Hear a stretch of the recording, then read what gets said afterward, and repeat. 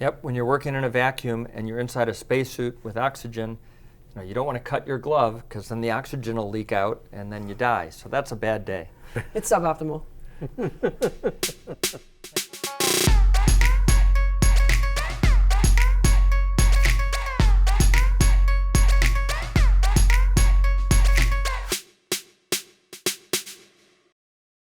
Hi, I'm John Grunsfeld, NASA astronaut. Hi, I'm Christy Hansen, NASA astronaut trainer for spacewalking and flight controller.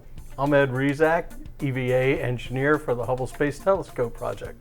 Now, EVA is an acronym that means extravehicular activity, which is just a fancy way of saying spacewalk. And I was lucky enough to do 8 spacewalks on the Hubble Space Telescope, working with Christy and Ed. The Hubble Space Telescope was designed to be upgraded and fixed on orbit. Occasionally, something would break that wasn't anticipated, and we had to come up with new ways of fixing it. And that was the case on this last mission, the most ambitious of all the Hubble missions, and some of the most difficult spacewalks ever done.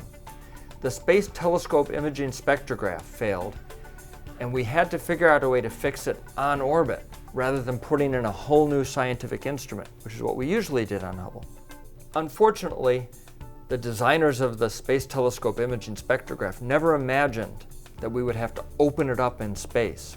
And it had hundreds of tiny little screws that we had to remove to access a circuit board to replace it, to bring the instrument back to life.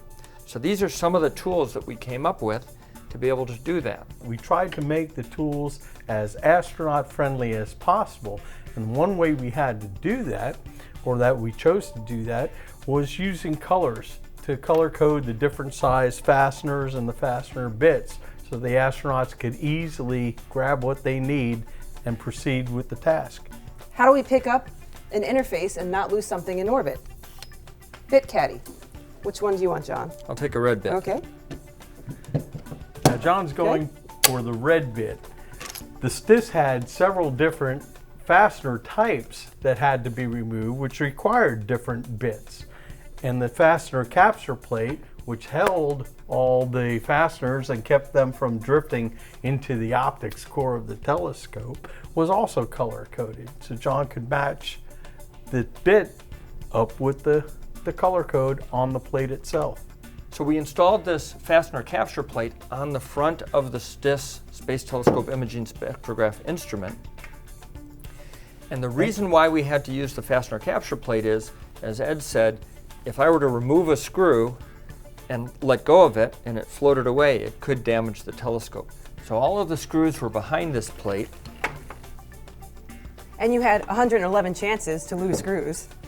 And you would insert the bit through a tiny little hole on the fastener capture plate, engage the head of the screw, undo it, and then when you take the bit out, the screw would float around inside of this little cavity, and the screw was big enough that it wouldn't fit through the hole, and then repeat 111 times. And how do we track all of that, John?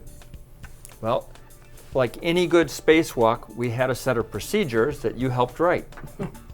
Exactly. So we had a whole ground team associated with developing the procedures, capturing all the requirements, and flying as an EVA spacewalking checklist on orbit.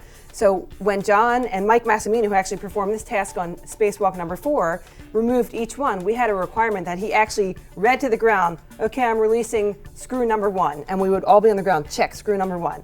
Now screw number 2, 111 times to make sure that everything was fully released so that when he went to remove the interface, nothing was stuck. It wasn't stuck onto the telescope.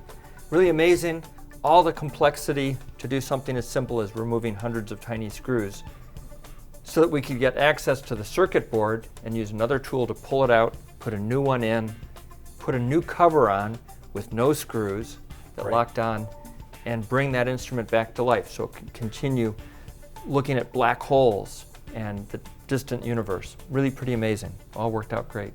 And in addition to what John said, the astronauts had to be trained on stay away from this, don't touch that. They're taking something off and handing it off to another astronaut. They have to make sure that they don't cut gloves in the process of doing those transfers. So all that is designed and trained into the repeated training tasks so they have this muscle memory to be careful every single time. Yep, when you're working in a vacuum and you're inside a spacesuit with oxygen, You don't want to cut your glove because then the oxygen will leak out and then you die. So that's a bad day. It's suboptimal. Thanks for joining us on Hubble Thank Full you. Time. See ya.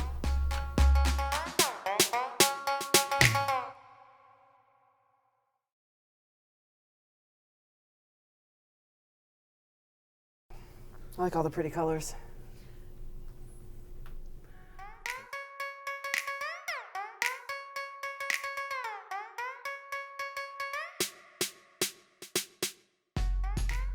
That's pretty stable. That's not bad at all. Kind of boring.